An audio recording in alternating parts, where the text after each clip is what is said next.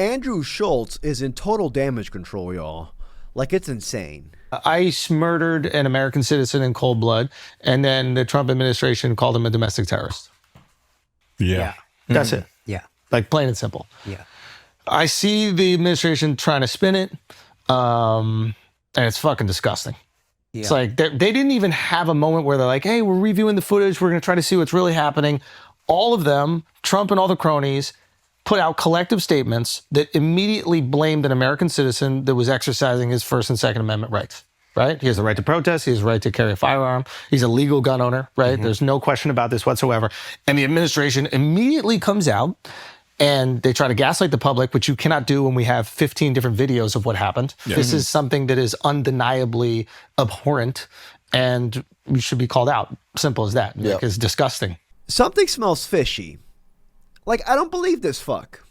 I don't. I truly don't. These comedians are grifters. We know this. But even then, he was just meat riding Trump like 4 days ago on the most recent Brilliant Idiots podcast. Like, this was him like 4 days ago. I just saw the Instagram post where they did the slide-throughs of it. Major tech and media companies have paid Donald Trump $90.5 million in settlement since his reelection. You guys are worried about what he's getting. That's the most foolish thing. It's like this is like you caught up in the Tar gave Mr. Trump a $400 million Charlemagne. And he would use his Air Force One while president. You're doing the low IQ. You're doing the low IQ corruption. Look at all the deals Kushner and of course. No, but like just pointing this shit out is like of course is Charlemagne pointing this out is the dumb stuff. No, it's not. Can I just finish the sentence?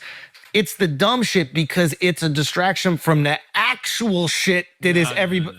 We can do both. We're smart enough. We're smart enough to call it all out. He is grifting.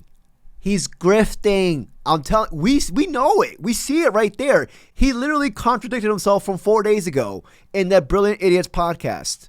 4 days ago. That was on Saturday. In this video, I'm going to show y'all clips from this recent Flagrant podcast that just dropped yesterday.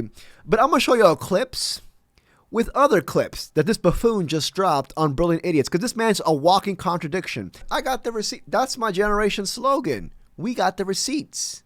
I got no life, dude. I got no life. All I do is got receipts in this vault. And, but yeah, anyways, if you enjoyed this video, please like and subscribe. I truly appreciate it.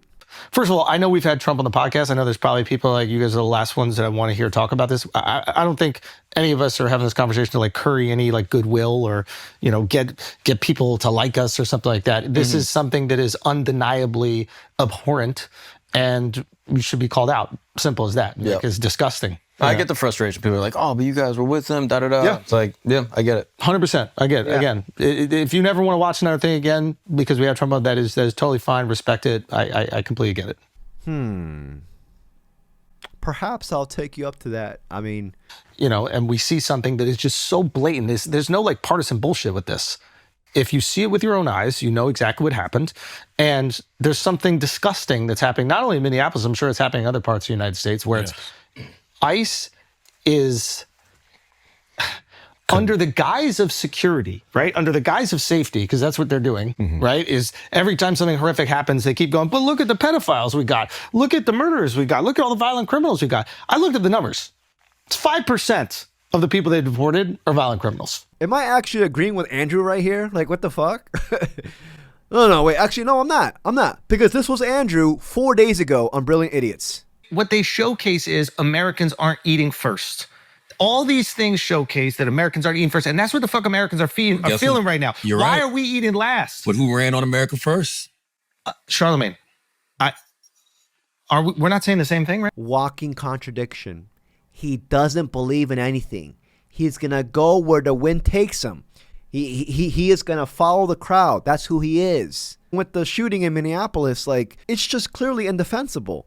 Like, DHS and the top administration officials initially claimed Preddy as a terrorist, and now we out here see Trump backtracking everything, and also showing that Preddy was not even actively threatening the agents, and instead he was helping a woman who had been pepper sprayed. It's indefensible. You know, even conservatives are out there like, dude, what the fuck? What about the Second Amendment? What, guns are a violation now? And clearly Andrew sees that. And Andrew's just like, okay, I can't go this route, because if I go this route and defend this overall shooting, I will not only lose my little supporters that I have right now, I will go down the drain with all my credibility that I have, the shit credibility that he has, and this is probably something that I will not be able to come back from. And in my opinion, this is just my opinion, I could be dead wrong. I think Schulz sees this as a way to get back in, a way to get back in favor with the public. The majority of the country does not approve of that shooting. And Akash, bro, we did not forget. We will never forget. Right now, what Andrew's doing is he is distancing himself from the cuckery. You know what I mean? He divorced Akash from the thumbnails. This is the second week in a row where he's the only person on the thumbnails and not Akash. It's usually both of them. Flagrant could interview Jesus Christ. You know what I mean? The entire public, the entire world will watch. Like, damn, oh shit, he's back. You know what I mean? He got a nice tan now. You know? And then in the comment section of that pod, everybody will be saying, release the Ghislaine files. Me too. And I'm just like, okay, yeah, cool. You got Ghislaine. That's a great, that's a great guest. But while you're at it, release the files. I'm just saying, here's some comments right now, y'all. Because we will never forget. That's right here. Ice kidnapped Akash from the thumbnails. I can't even look at Akash anymore, says Jolzy.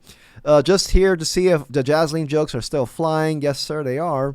If Ice can reach a breaking point, so can Akash. They're over here involving politics into Akash's cuckery. Let that sink in. Damn, Akash, I wouldn't want this on my worst enemy. Release the Ghislaine files, says Sifo Panda. Anyways, enough about Akash, dude. We got real hypocrisy to point out. Andrew Schulz. Actually, no, one more comment. One more comment, dude. Says here, Akash, where's our wife, Ghislaine? He said, where's our wife, bruh? Ghislaine's a public servant or whatever the hell. People can be mean, dude. But fuck it. That's what they get, though. That's what they get for running away from these allegations. Objectively, I don't care which side of the aisle you're on, objectively are unconstitutional. So no matter which side of the aisle on, you would like to uphold the Constitution a little bit, right? Like, you can't go enter someone's home without a warrant, and not some like federal administrative bullshit warrant that they're trying to like skirt around it. Yeah. You cannot enter someone's home without an actual warrant. I think it's like the judicial amendment It's the Fourth Amendment. Yeah, yeah, exactly. So it's like, and they're just entering homes. Dude, I saw them arrest somebody for having an accent. Andrew and Theo Von, amongst others, literally humanized Trump, laughed at his shit jokes, gave him no pushback.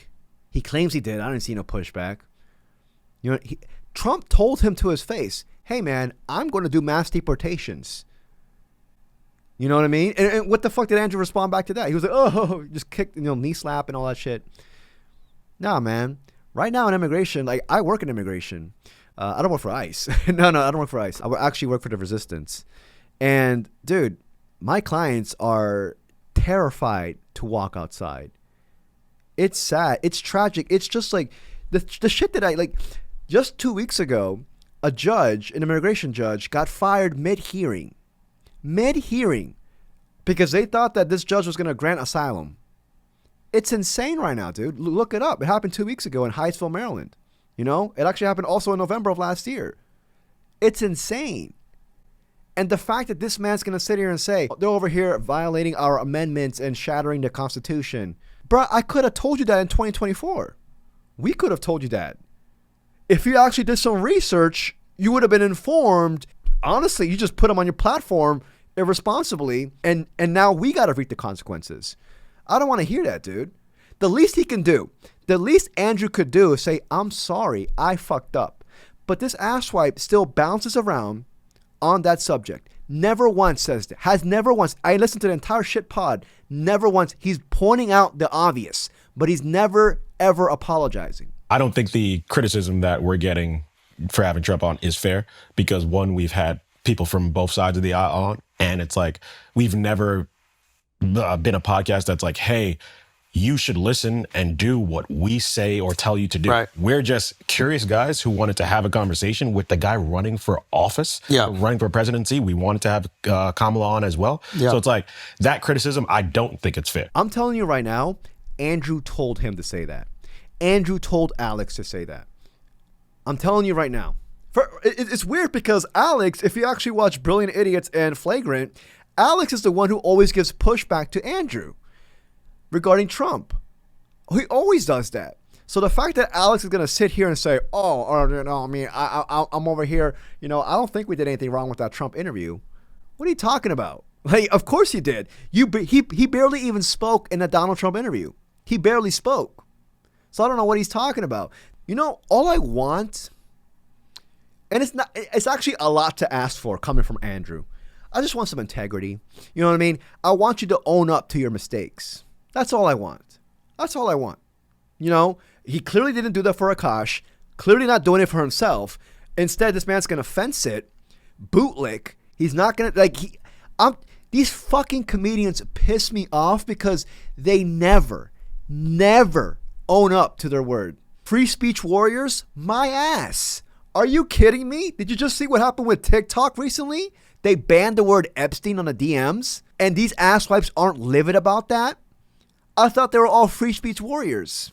Obviously, the internet is going to frame certain things certain ways, and that's completely fine. And people are digesting information in 60-second clips, etc. And that allows people to frame situations in a certain way, people in a certain way, 100%. I don't expect everybody who watches clips of us on the internet to watch every single interview we do. Like, I'm sure there's definitely people who saw us interview Trump that never saw us interview Bernie, Buttigieg, or the handful of other Democrats that we've had on the pod. I get that, and that's totally fine. And that's the world we live in when we decide to put stuff out on the internet. Yeah, right? Give us credit for getting Zoran elected. Yo, we get no credit. We got a big Zoe elected. We fixed the bump on the Williamsburg Bridge. And go further back, like, I think it's like why a lot of people felt disillusioned by like Biden and Kamala. It's like their handling of Gaza was atrocious to a lot of us. Yes. And it was just really, and it was really hard to see that and not see any pathway forward, not even seeing them talking about the stopping of it, not even seeing them even mention a plan or anything about it. And like, it was just really difficult to see that. It was really difficult to see that destruction. It was really just difficult to see fucking death. He also told us that he wasn't going to be the president of war. Sure. It was really difficult. We're not talking about him right now. We're really difficult to see. Wow. Integrity was tossed out the window with the Jazzline episode. Their fan base turned on him. I think everybody hates Andrew, dude. I can't stand it. He doesn't like being held accountable for anything. And he's spreading misinformation. Like, this man literally is a menace to society. Lord knows how many people eat up what he spews out into the world. Oh my God. Anyways, I just want to keep this short and quick. I just want to show y'all clips of his fucking buffoonery and his overall, contradiction. I don't believe him at all. I'm calling it right now, dude. In a couple of weeks, he will be back meat riding Trump. And you know what? Let him meat ride. Let him meat ride. All right? As long as he's not meat riding Nav. Because Jazzline, all that shit.